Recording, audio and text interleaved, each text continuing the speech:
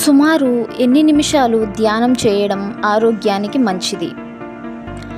ధ్యానం అంటే కళ్ళు మూసుకొని ఏకాగ్రతతో శ్వాస మీద ధ్యాస ఉంచి పద్మాసనంలో కానీ సౌకర్యవంతమైన భంగిమలో ప్రశాంత చిత్రముతో కూర్చోవడం.